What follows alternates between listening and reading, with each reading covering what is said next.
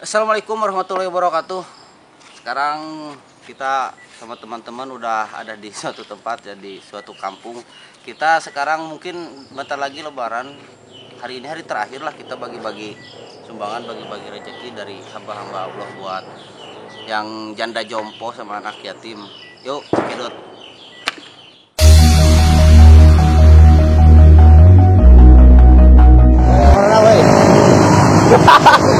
Kita akan menjalani bulan puasa menghubungi Ramadan. Alhamdulillah sekarang udah sampai di rumah Ibu Juan Sah. Oh, apa teh? Tuh. Ikutin. Assalamualaikum. Aduh, ke tukang. Assalamualaikum warahmatullahi wabarakatuh. Alhamdulillah sekarang kita sudah sampai ya kediaman Ibu Juan ya. Ibu Juan yang menderita cacat di tubuhnya, tubuh bagian atas ya Bu ya.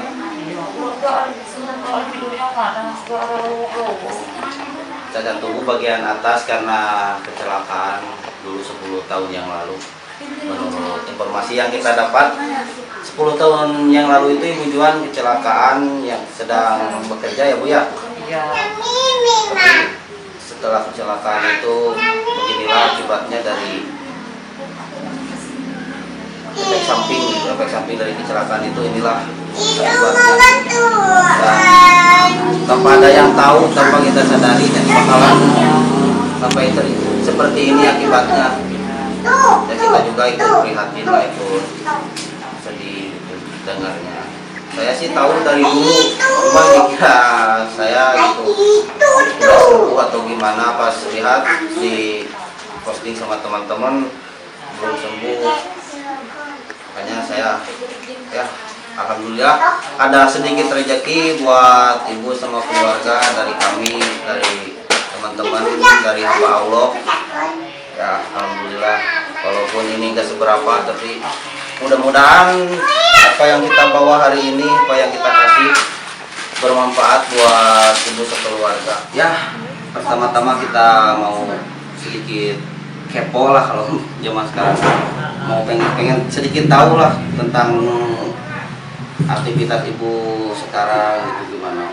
Emang udah berapa tahun sih kira-kira ibu mengalami seperti ini? 10 tahun, 2011 dulu ya saya kecelakaan, 2011, sekarang 2020 kan. Ya. Udah 10 tahun. Udah 10 tahun. Dulu itu saya lagi mengandung anak itu tuh ya, mengandung anak, saya lagi 7 bulan, begitu udah lahir 7 bulan. Anak saya anak laki lahirnya itu. Anak yang kecil barusan? Iya. Tapi sekarang saya alhamdulillah sudah sekolah, udah besar, itu barangkali udah sekolah kelas 3. Tapi sekarang saya mau dioperasi, mau badan saya mau sembuh, mau sehat. Sekarang saya penyakit saya, ya Allah minta ampun, panas, gatal, pegal, telinga pun nutup, hidung pun nutup. Insya Allah sekarang ada katanya ayah bantuan yang pemerintah itu diturunkan. Mudah-mudahan cita-cita saya yang dikabulkan, cita-cita saya dioperasi. Dari pemerintah desa udah ada tindakan belum? Udah. Pemerintah desa setempat? Iya udah. Oh, udah mau usahain buat operasi. Iya. Jadi ada seorang bidan di desa yang namanya Bidan Intan. Dia kerja bagian bidan di desa, ya, terus mengajukan ke dinas kesehatan gitu. Iya. Oh, oke, udah. Gitu. Kalau secara lisan gitu yang ibu tahu, yang pernah ibu dengar dari dokter ya. Iya. Emang kalau pakai nominal uang kira-kira membutuhkan biaya berapa? Saya belum tahu. Belum tahu. Belum tahu. Oh, belum ada bocoran. Belum. dikirain Cuman ada. dikira-kira katanya bulan Syawal. Kalau rezekinya pun dia cakap dia juga ada katanya. Ya udah. Alhamdulillah. Mudah-mudahan segala omongan dan janji mereka terkabulkan ya, enggak cuma janji-janji belaka. Iya. Mudah-mudahan lah itu janji itu harus yang ditepati, harus dikabulkan, harus ditepati. Ya bulan Syawal kan tinggal menghitung hari lah. Iya, tinggal satu hari katanya bulan Syawal. Buat rujukan TK itu operasinya katanya ke Bandung. Oh, Hasan Sadikin ya? Iya, butuhkan dana bukan kecil katanya. Kan cakap saya kalau di sana itu nanti kerja yang nungguin saya siapa? Kan saya gak punya uang, saya dulu celaka habis 40 juta, mana sekarang udah punya rumah, dulu pun sama anak saya, kata saya kan sudah habis. Setelah kecelakaan itu saya dengar itu dari teman-teman di luar, dari sahabat-sahabat saya ya, ibu itu pas habis kecelakaan terus mau ngelahirin, terus ditinggalin sama suami gitu. Iya. Emang orang mana? Orang Cijoho. Oh masih daerah-daerah Jampang ya? Iya, daerah Jampang Cijoho itu Ya, Genteng. di balik semua kejadian itu ada hikmahnya ya Bu ya. Iya. Allah juga nggak bakalan ngasih kita cobaan kalau cobaan itu nggak ada hikmahnya dan cobaan itu di luar kemampuan kita. Amin. Tandanya kita masih sayang dan alhamdulillah karena ibu kita juga bisa silaturahmi ke sini gitu, bisa langsung ketemu sama ibu. Mungkin ini udah rencana Allah yang sangat baik, yang sangat indah ya Bu ya. Bisa ngasih sedikit rezekinya buat ibu, mudah-mudahan bisa meringankan sedikit beban ibu. Ini ada sedikit bantuan dari kita ya Bu ya, sembako. Ini ada telur. Kita dari dulu awal-awal Ramadan, selama Ramadan kita bersafari ke anak yatim, ke rumah-rumah janda. Cara ini kita menyampaikan kepada pemerintah yang ada di atas itu. Tolonglah lihat masyarakat kita, masyarakat di bawah masih banyak yang lebih membutuhkan. Pernah musibah itu udah 10 tahun nggak ada yang ngasih sama saya dari desa. Nggak ada yang ngasih. Nggak. Nyampe sekarang Sampai sekarang. nggak dapat yang beras, terus ada makanan ringan, ada susu, ada teh, ada gula, ada mie instan, ada minyak goreng, ada ini. Ya mudah-mudahan segala apa yang saya berikan sama ibu bisa bermanfaat yang besar buat keluarga ibu.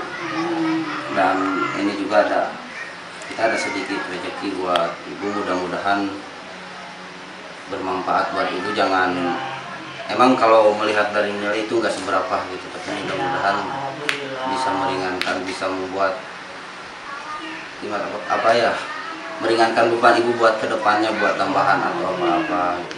Mudah-mudahan dengan seperti ini lebih banyak orang lagi yang merasa simpatisannya kepada orang-orang yang lemah, merasa terketuk hatinya ya Bu ya. Oke, alhamdulillah karena kita suasananya sekarang bulan Ramadan, bentar lagi mau menjelang buka, udah jam 5 lebih ya. Kita bentar lagi mau pulang Bu. Kita pamit pulang ya Bu ya. Mudah-mudahan di lain waktu ada lagi yang bisa kita sampaikan ke sini ya. Mudah-mudahan Allah ngasih rencana lain buat kita ya. Ibu Juansa, seorang ibu berusia 50 tahun, warga kampung Cimareme, Desa Sukatani, Kecamatan Surade, Sukabumi, mengalami cacat permanen pada kedua tangan, wajah, dan tubuh bagian atasnya. Kecelakaan yang dialaminya 10 tahun lalu itu membuat Ibu Juansa mengalami kesulitan bernafas karena kedua tangan dan bagian wajah ibu dari 4 orang anak ini mengalami luka sangat serius. Hidung, mulut, dan kuping bagian kirinya bahkan sudah tidak berfungsi lagi. Dalam 10 tahun, Ibu Juansa ini mengalami kesulitan makan dan bernafas, dan hanya mengandalkan lubang mulutnya yang berdiameter sekitar 2 cm saja. Saat itu saya sedang hamil tua mengandung anak keempat, namun karena kami keluarga miskin, saat itu saya masih membantu suami untuk membuat gula merah. Saat saya memindahkan katel besar yang berisi adonan gula mendidih, ungkap Juansah menerawang ke kejadian 10 tahun yang lalu. Air mata Ibu Juansah tak terbendung. Dengan suara yang sedikit sangau dan terbata-bata, Ibu Juansah pun melanjutkan ceritanya. Dari penuturannya, ia pun menceritakan perjuangan untuk menyelamatkan bayi yang sedang dikandungnya saat itu. Tenaga saya yang sedang hamil tua tak seperti biasanya mampu mengangkat wajan berisi adonan gula panas itu, sehingga badan saya tak seimbang, dan saya dihadapkan pada dua pilihan. Jika tangan saya dan wajah, maka perut saya yang akan tersiram, dan saya memilih untuk membungkukkan badan saya ke depan untuk menyelamatkan perut saya. Dan akhirnya wajah dan tangan saya yang masuk tersungkur ke wajan.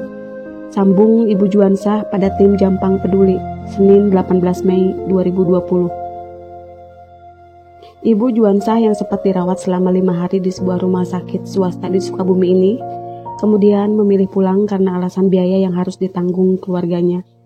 Dan tepat 1 minggu setelah kejadian tersebut, Ibu Juansah pun melahirkan secara normal anak keempatnya dengan kondisi tubuh yang masih mengalami luka bakar serius. Saat ibu melahirkan, luka ibu masih berdarah. Luka-luka itu memancar darah, ungkap Rina, 26 tahun, anak ketiga dari Ibu Juansah. 10 tahun berlalu, Ibu Juansah tetap tabah meski juga terpaksa ditinggalkan suaminya. Namun 3 bulan terakhir kesehatan Ibu Juansah semakin memburuk. Lubang kecil pada hidung sebelah kiri yang ia gunakan untuk bernafas pun sudah tak dapat lagi ia gunakan karena tertutup gumpalan daging. Dan saat ini mulut sebagai alat makan ia gunakan juga untuk satu-satunya alat pernafasan. Saya ingin operasi karena saya sangat kesulitan bernafas. Namun saya hanya bisa pasrah karena tidak memiliki keuangan yang cukup.